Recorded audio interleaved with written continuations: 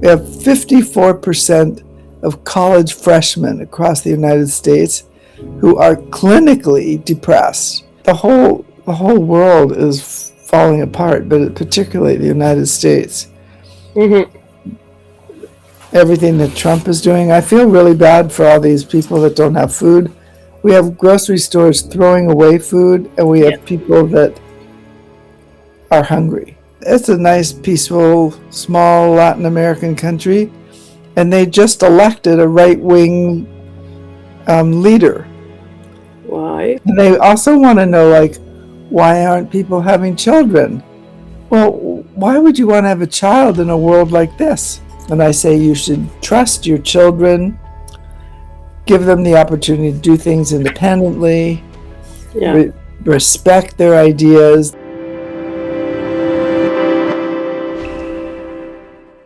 Welcome to EFO Talks.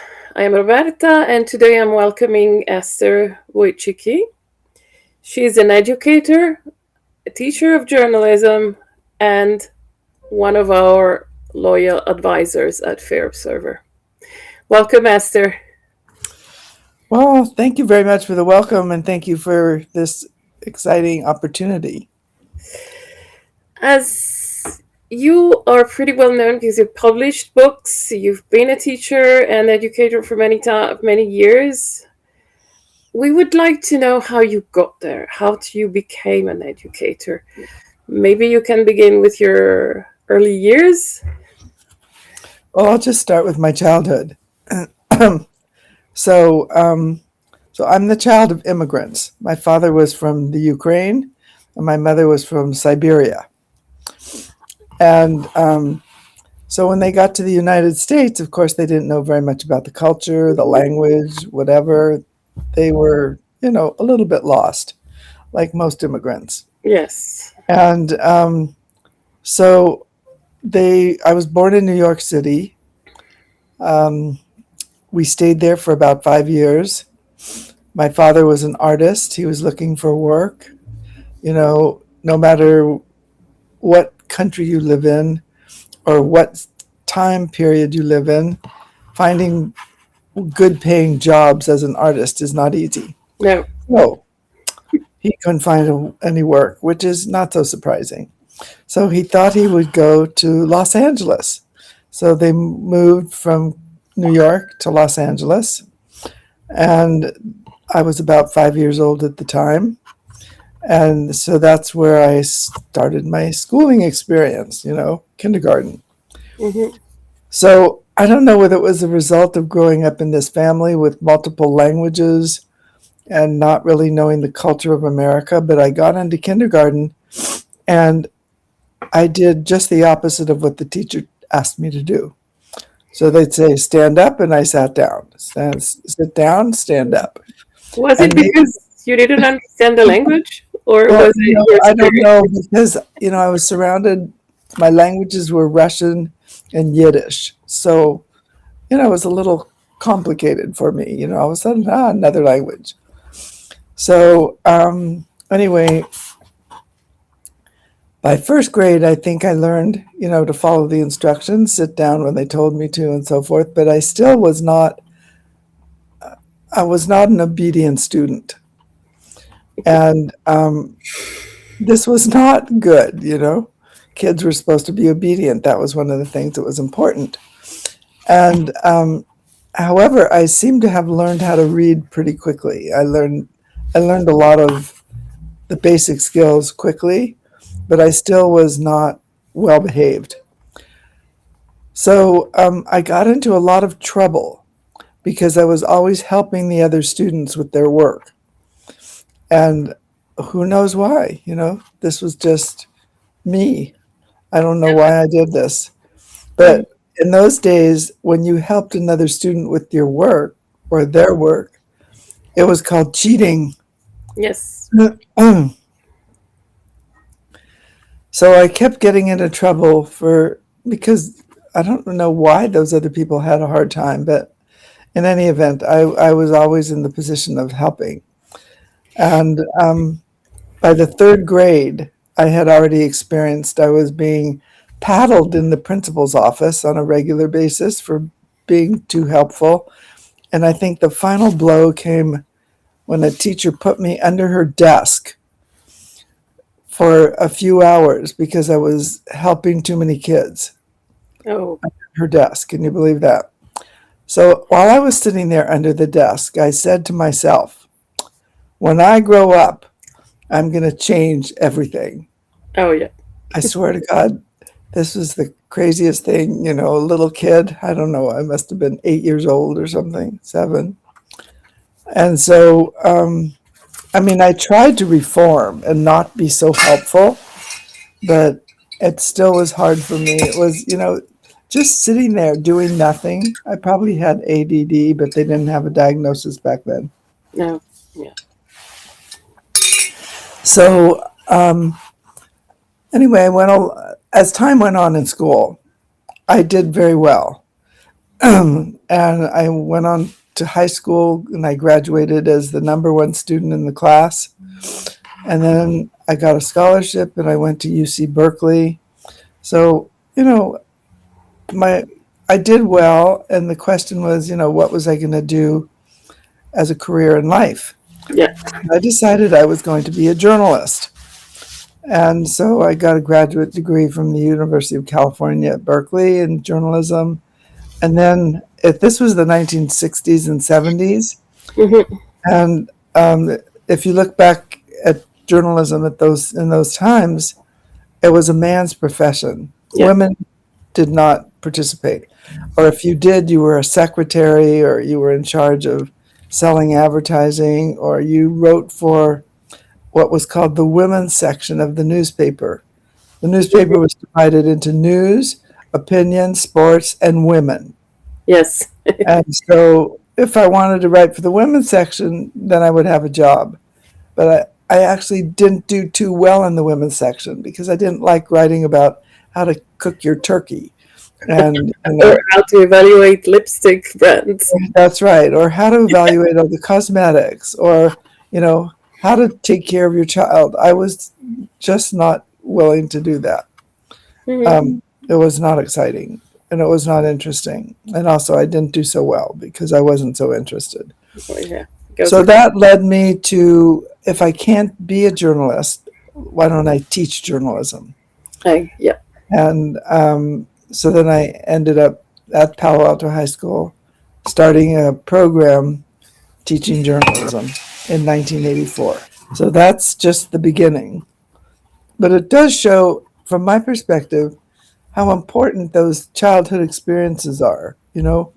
People dismiss them and think, oh, it doesn't make any difference, or the kid's going to forget tomorrow, or it's not going to make a big difference. I think it does make a big difference. Your personality is starting to form. Those experiences that you have when you're very young make a big difference. And so then I have ended up now as a parent and as an educator focusing on how important it is to take care of children starting from birth, giving them positive experiences, helping them learn what they're interested in, just basically supporting them and making sure that they don't have a lot of very difficult traumatic experiences. And so that's where I am at today. Yeah. And that's what I work with schools and I work with parents. So you're still active. Oh yeah, I'm still active. What are your main activities these days in the realm of education or journalism?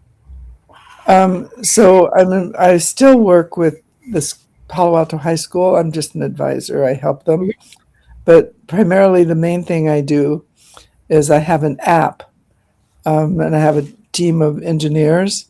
And the app is called Parenting Trick. And it's for all parents all over the world.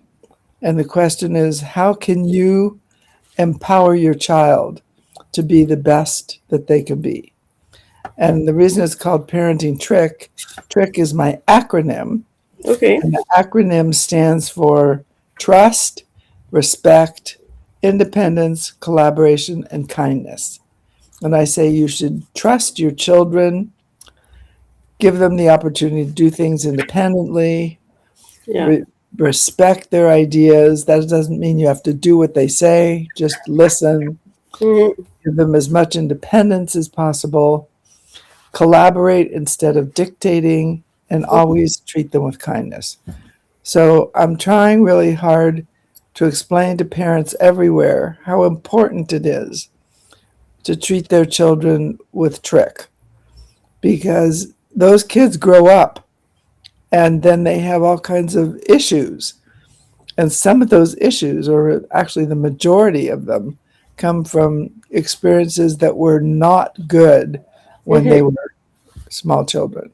So I'm trying to avoid that and help everybody have children that are successful, happy to be with the parents, um, in general, good people. And Yes. it works really well. It worked on my three children. It works on my students. And so it can work on your child too. Yeah. Well, it sounds great, but I can imagine in a world like we are today with social media and in many countries, tendency to veer into political conservatism and maybe even authoritarianism. Oh, yes. Don't you get some kind of pushback on your trick or not? Um, it's interesting. I have not gotten pushback Okay. on my trick method, um, because what I'm promoting is critical thinking and creativity. And Hmm. whether you're on the left or you're the right, you want your child to be creative and think critically. Nobody, it's not a political decision. It seems to be everyone wants kids that are Well they're functioning. well functioning. Yeah. and, and they don't want depressed kids. They don't No, want, hopefully not. and we have in the US today, that's just the US, I haven't done the whole world. We have 54% of college freshmen across the United States who are clinically depressed. That means they All take a right. pill or they go to the therapist. Yeah, it's an epidemic. It's a real problem. Ah, wow. That I wasn't thinking that many. Yeah, I wasn't aware. more than half. Yeah, it's huge. It's It, enormous. it's enormous. Yeah, it's just enormous. And the Well, way they treat it is they give them pills. And yeah. my statement on that is you aren't deficient in some kind of pill. Mm, You just don't know how to cope with life. And taking a pill doesn't help. So, well, maybe it might help in some cases, maybe not all of them. Isn't it maybe some kind of a spillover of all the political economics that we political and economy worldview that we have nowadays, that everyone has to be efficient, everyone has to go through a certain rhythm, and everything is getting faster. You have 3 years to complete. I remember when I was in university, I could complete my undergraduate thing, and it wasn't even called undergraduate because I was in Italy, so we didn't have the split undergraduate and graduate. We just had the basic, and I could do it in 3, 4, 5, 6 years. No one would bother me because many students would work alongside studying. So if you work, it takes longer. That's just the way it is. And now you have to do it in 3 years. Otherwise, you have, I don't know, you have some kind of penalties, pay more. And then even PhDs now, I've seen some kids that have to do it in 3 years. Otherwise, a research PhD could get longer because it doesn't know you don't know what you're going to find if you do research. So how maybe that's what makes people depressed or young people depressed. I think what makes young people depressed is what's going on in the world. Okay. It's all the anger, all the right wing politicians that are saying really mean, nasty things about each other and about the world. Polarization. And I mean, I just look at Costa Rica. Hmm. It's a nice, peaceful, small Latin American country. And they just elected a right wing leader. Why? And why? Why is this? You Yeah. know, I, I just don't understand what could be causing this behavior. And there's right wing people all over the place. I mean, look at France. Oh, yeah. Well, they're still keeping them a little bit. France are very strong institutions for now. Let's see how long they can hold. And even in the United States, we have strong institutions, but now they're being put at strong stress. They're under stress. Well, that's right, but that's because the leader of the country is putting everything under stress. He's Yes. challenging everything, and including the Constitution and the Bill of Rights. Yeah. And so I think while you don't think maybe it impacts young people, it does. Oh, it They does. don't think that the future is as rosy. No, no, it does. I'm sure it does. I Yeah, mean, I have and two teenagers at home, and one is into IT, and he doesn't really want to listen to the news, so he goes on with his life. But the younger, a girl, she started asking me, "What's the use of going to school? Is everything is going up in flames with climate issues, climate, global warming, and politicians doing whatever they want?" well, she's right, but she's asking a question that many young people are asking. Yeah, And they also want to know, like, why aren't people having children? Well, why would you want to have a child in a world like this? yeah. It's a terrible world. Hmm. And it's not just the US, it's all over the world. Although I would say that the US is the leader.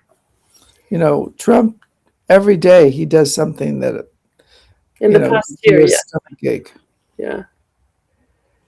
It's been really accelerating this trend of Right. And then we breaking have, institutions, really, and making the social sphere not welcoming. that's Or, right. yeah. So, I mean, So, how can we the help other, as parents and as educators? well, that's why I still think my trick model works because you have to trust, first of all, that your kids can understand what's going on in the world. You Mhm. can't keep sheltering them. No. They need to understand and then they need to be able to participate. And you need to respect their opinions because they're going to take over, right? That's the next generation. And a lot of parents are very controlling, Hmm. kind of, the helicopter parent type. And if you just look at the statistics, children that have helicopter parents, they have a very significant percentage of those children end up depressed Mm. and feel incapable of managing their own lives. That's because the parents have been managing so much of their lives that they have no experience doing it themselves. It's, there's a lot of forces in the world today that are converging on making life difficult for everybody: parents, adults, children, everybody. I mean, just look at the prices of food that Keep growing, yeah, keep going keep up. going up. Look at what's going on in the healthcare space. I mean, the whole world is falling apart, but particularly the United States. Hmm. everything that Trump is doing. I feel really bad for all these people that don't have food. We have grocery stores throwing away food, and we Yeah. have people that are hungry. And what I've been, I mean, I'm in Switzerland, and I've been very shocked seeing that in some cities in the United States, people that distribute food to the less fortunate, they get sued and even jailed because it's forbidden to distribute food. You know, the rules are different in every state. Yeah. That's correct. And people are afraid to get food for fear that the ICE will see that they're there in line and then want to round up all these people. So what we've got going is we have an internal police force Yeah. called ICE that is terrorizing the whole population. Hmm. Everyone is afraid. And Terrible. it's terrible. It's like Russia took over, without a war, and they're here terrifying everyone. It's a Hmm. bad situation. So going back to your childhood, so we have a circle for today. Um, what could your parents teach you or pass on to you of resilience, of strength, of, I don't know, respect and trust in your own capacities, while themselves coming as immigrants from very complex situations? War in Europe was pretty hard. So how did Well, you? Yeah. they trusted me a lot. I mean, let me just give you an example. I had to walk to school by myself as a kindergartner, and I Hmm. had to walk about a mile. Okay. Okay, that They doesn't took sound you like there a such couple a of big deal. times to see the thing. Where did you go? Well, they showed me how to go, and then that was it. I had to go. Today, you don't even have parents letting their child walk 100 feet by alone. They don't Hmm. trust anything. It's not only parents. I tried that. We were in Satigny, that small village in Switzerland, I and know I where was let Satani is. It's I was beautiful. letting my kid. It is all surrounded in vineyards. Um, I was letting my kid walk 300 meters. What's that? 200 yards, maybe two Right. football fields, and I could see the whole path from the balcony to the school. Yes. But the teachers and the school personnel told me that I couldn't let my kid go. It wasn't Well, allowed. I find that crazy in Switzerland because It everybody's doesn't so make any afraid. sense. I mean, I was like, what? What is this? Well, we lived in The children Fenny-Voltaire. were happy. They felt invested. Like, yes, I'm going to school. I'm going with my friends. They would pick up friends along the way and chit chat and do their thing, kick stones, whatever. Well, Switzerland seems to have caught the bad bug because when For some I things, lived yes. there, I lived in Switzerland, in Meyrin, near Yeah. Cern, Yeah, it's and I next let my next door. children walk everywhere by themselves, and no Yeah. one said anything. But Hmm. it looks like they've already caught this fear bug in Switzerland, I and don't they know. don't let the They children said walk alone. until 10 or something, I couldn't let them go alone. I let my 5-year-olds go by themselves. Yeah, for me it was normal. They were 4 and 5 at the time. I mean, if it had been in the center of Geneva and they had to cross a busy road, no, of course not. But in Satigny, there wasn't even cars where they were going, not Right. even a car. So I was very surprised. And I think there is this build-up of fear and this feeling that people have to control everything. I think you're right. It's building up, and it kind of feeds itself. It's like a monster that feeds itself. That's right. So It's too bad. How about is the same in Zurich? I think in the city center, Zurich, it's a bit uh, um, I don't know. I'm not very familiar with how kids go to school, but even here in certain neighborhoods and certain villages, there are groups of parents that organize and do the pedibus. So there is one parent that picks up groups of kids at different set corners, points of picking up, and then they walk together to school. But that's where you have busy roads, and you Well, I have, think busy roads is a different story, yeah, but if otherwise, I don't know. in the countryside, this shouldn't be a problem, or a small town. That's right. It shouldn't. But even in Geneva, my kids went to get, they went to the boulangerie every day to get the bread, and they Yeah. did it by themselves.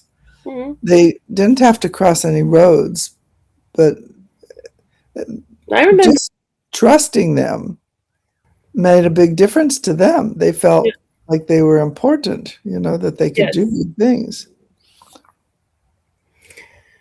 So, how do we recreate spaces where kids can function on their own? Well, see, what we have going is that the adults are fearful, Hmm. and then they transmit that feeling of fear to the kids. Yes. And of course, the kids copy because they're just kids. Mm. So it's worse here in the US. I can tell you that down the street from me is a public school, and it's about 5 houses down the street, so it's pretty close. Hmm. Years ago, you saw all the little kids walking to school by themselves. Today, parents drive down there, Hmm. and then they don't even let the child walk into the school by themselves. They walk them into the school and put them in the classroom as though they're going to get kidnapped walking into the school. Yeah, that's really that's sad. So It's sad and the worse. fear has taken over. So that's what I'm saying, if, okay, everybody's afraid, so maybe you can give your child some responsibility, because when you give them a lot of responsibility and chores to do around the house, it builds their self-esteem. Hmm. Yeah. Uh, Well, yeah, that's how I grew up, and it's a bit harder with my kids because the father and myself, we don't have the same education, so there's a little bit of work around that. But I know that I mean, both of them at 13, 14, they could cook a meal and be autonomous for that. So but that's kind of rare because most kids, they call they well, call that one of those wasn't services, yeah. Uber Eats or whatever, and No, please bring me a pizza. no, no, no. No, they didn't have credit cards until they started traveling on their own. You don't need it. You just don't need it. Right, If you're traveling, you might need a card because you might need a taxi or something. Fine. right. Um, yeah, let's see. Next time we could talk about journalism. Okay, well, How whatever you education want. in journalism works around all this. I'd be happy Thank to talk you, about Esther. journalism. Thank you for this conversation, and hopefully, we will encourage other people to trust their kids and trust themselves. Well, if parents just think that when you trust your child, you're building their self-esteem. Yeah. So if they could just think about it that way, Hmm. then perhaps they'll do more of it. Let's encourage them. Thank Yes, you. encourage them. And speak soon. Okay, thank you. Thank Thank you you. for this conversation. Join the conversation at Fair Observer and subscribe to our YouTube channel.